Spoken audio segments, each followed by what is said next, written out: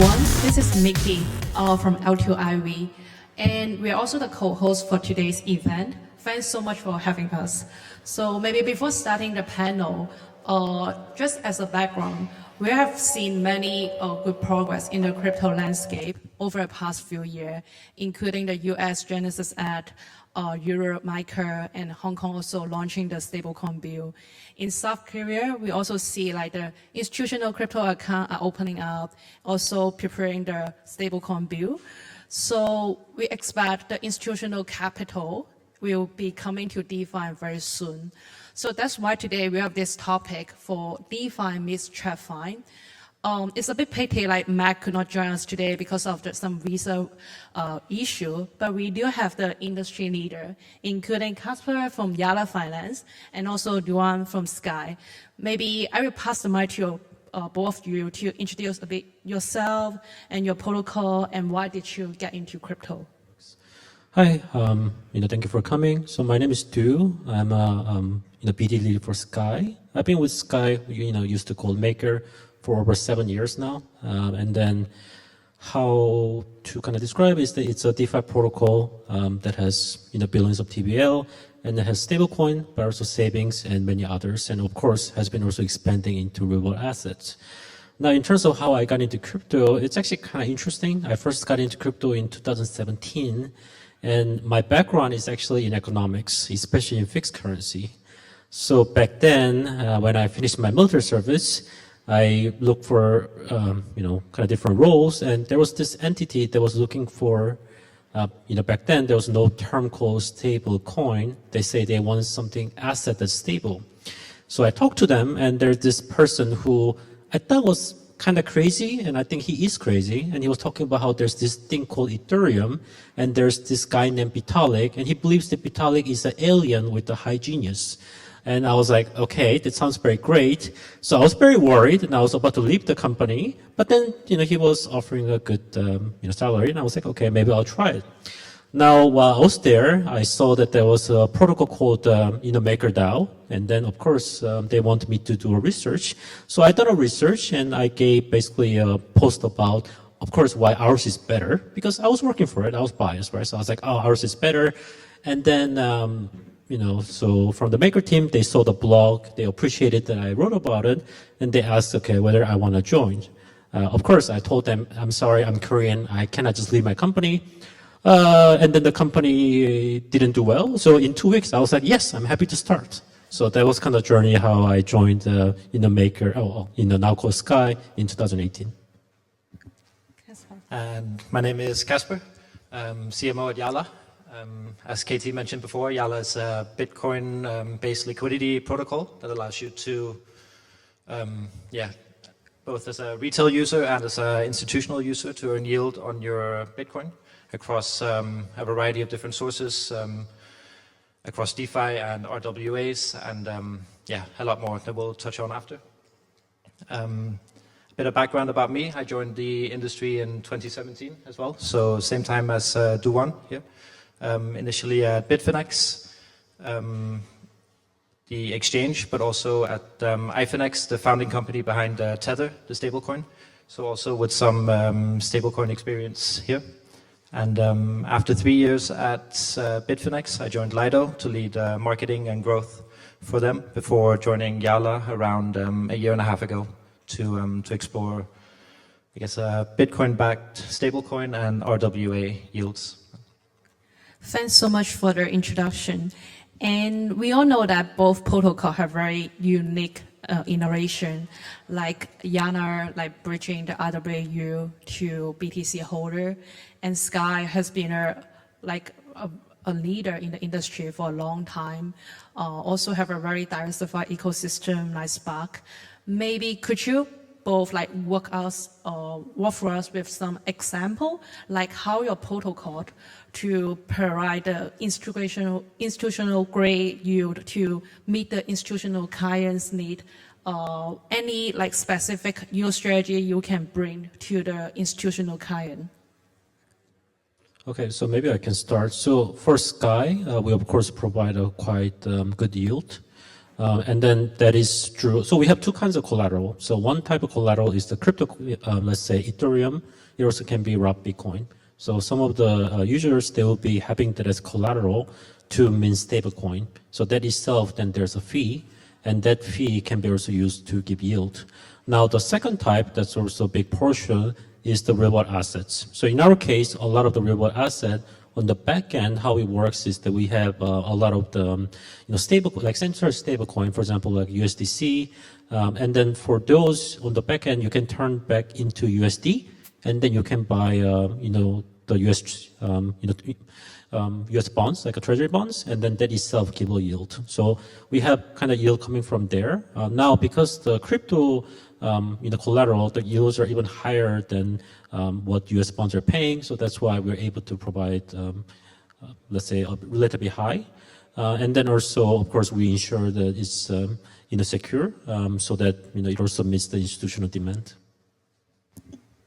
And as Katie touched upon in the presentation or the panel before and the keynote earlier, Yala has a liquidity protocol with Bitcoin as the collateral asset. So this means that you deposit Bitcoin and mint YU, the Bitcoin-backed over-collateralized stablecoin. You then deploy YU across a range of different modes on the Yala protocol. So we have a light mode, we have a pro mode, and we have an institution mode. And specifically in this case, the institution mode is the most relevant. For institutions, you can access primarily a range of RWA-based yields, so yields that they touched upon in the panel before.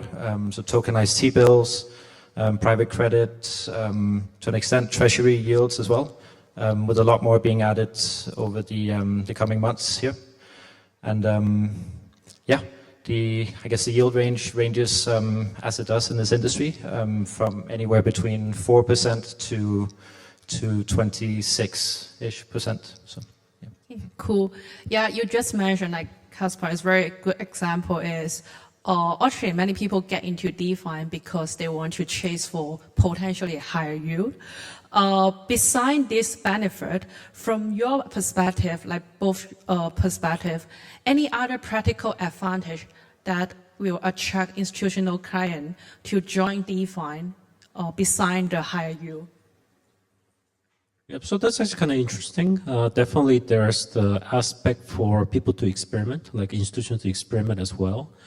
Because even when the yield was lower, like, we're talking about before US Treasury bonds used to give a good yield, they were willing to try it because they also want to see how to potentially make it more efficient. Now, one of the key features of why so many are interested in DeFi, besides the fact that now we have a high yield, is also the aspect about it is very efficient, it is trustless. Like one of the examples that we have heard quite a lot is that if there are, for example, banks that are even managing, let's say, billions, they still need to have, like, let's say, hundreds or at least like many members, because there's a lot of process and others. Now for DeFi, you're able to have it more efficient, right? So in their way, like they also want to try it to see, for example, how they might be also able to implement it in transparent and efficient way. So I definitely think that beside the high yield, there's the aspect of experiment and learning. Now, of course, like I think that based on institutions is a bit different because I like to say, like, we like to put them into one category, but of course, among institutions, there are actually many different, profiles and, different demands. Yeah, so I agree with that. I think another great benefit of DeFi relative to TradFi is, one component is tokenization. You can tokenize anything on the blockchain, which is what we're seeing now. So we've seen it with very experimental liquidity and yield protocols in the last few years. Now we're seeing it more and more with RWAs, so anything that, so as just mentioned before, T-bills, real estate, private credit funds, really anything that you can think of can be tokenized, anything like Pokemon cards, music IPs, anything. I think institutions are maybe not super interested in trading or investing in Pokemon cards on the blockchain, but it's a good example of what's available to institutions. And when you combine this with the other benefits of blockchain technology, so you have the composability, you have the collateralization and liquidity strategies that you can add to this, and you have the fundamental transparency and monitoring aspects made available by blockchain technology, you open up for, or you pave the way for a lot of strategies that are not accessible in TradFi and can't really be accessible in TradFi, at least in the current context. And that, that makes DeFi a kind of winning opportunity here. Thank you. Beside the advantage you guys just mentioned, we all know that institutions also very care about risk management. So for your both protocol, any framework like risk management framework or any product feature you guys may try to implement and then to enhance the regulatory compliance. And also we know that DeFi is actually a quite different ecosystem or system compared with TradFi. So what's the difference between this risk management approach compared with those existing already in the TradFi world? Yeah, I mean, actually, I think this is also a very important point because there is, of course, a lot of interest in real assets. And there's definitely a lot of experiment going on. But risk management is pretty difficult. I like to share this quite often, which is that even for Sky, we actually had quite a lot of cases where there were different issues, whether that's a default, whether that's a miscommunication, misreporting, or those aspects. And it was, of course, a good lesson for us, although costly. And I think this is also same for a lot of our partners or others. Like, we like to hear a lot of the positive things about real assets and also this institutional DeFi. But in reality, there is actually a lot of risk to it. So, and then I think that's why I'm slightly skeptical, or actually a bit more than slightly, but not like moderately. It's like, because I think that when those institutions or others, they come for DeFi for, let's say, accessing, if they can already get it from traditional bank, they would have done it already. So if they're not and they're going for DeFi to ask it, it's likely the risk profile is probably higher because that means that the traditional system was either not able to do it or it was maybe. Now, of course, there's some like I'd say kind of merit in that they could, for example, fall under good risk profile. It's just that the process is inefficient. There's some truth to it, but I think that in reality, what we saw was that actually it is pretty riskier than what we think. And especially when you try to combine, let's say, blockchain into what happens outside blockchain. Just because, for example, it's on blockchain doesn't mean that you actually, kind of resolve, automatically. And we have kind of saw that, even on the Sky case, for example, there was some collateral that defaulted outside blockchain. And going through court and everything is pretty costly. I don't recommend it. Don't go to court. It is quite long. So I think they kind of brought the question about how do you set up a risk framework. Now for Sky, what we kind of have is that we have what we call Atlas. Now, put it simply, this is like a constitution. It's very long. It's like over 200 pages. I recommend that if you really want to read it, you get a lot of coffee. But that is very important because within that Atlas, basic constitution has a very strict rule regarding what can count as real assets. And the reason why it's very specific as well as very restrictive is basically we learned our lesson that you need to really manage the risk or else it can also really impact it. And it doesn't, it's not just about impacting it because it also has the impact on the reputation and others, right? So it is very important for protocols to be aware. And I think from our side, for Yala specifically as a protocol, there are, I think, 3 key things to point out. One is the over-collateralized nature of YU, the stablecoin here. So we're seeing a lot of failed stablecoins in the past have ran a very tight margin or a very tight collateralization margin, which in the event of a slight liquidity issue or an custody issue as mentioned here, you run into problems very quickly. And so this is something that's inherent to YU, kind of over-collateralized to create a buffer and a liquidity buffer to protect against illiquidity, market downturns, volatility, and you name it. A second aspect is isolation of risk to the best extent possible. So Yala, as an example, is built into separate kind of risk-contained vaults. What you get here is that you kind of minimize the risk surface and you minimize contamination to the protocol as a whole. If and when something potentially blows up in one area of the protocol, it doesn't take down the whole protocol and lead to I guess a Terra anchor kind of situation.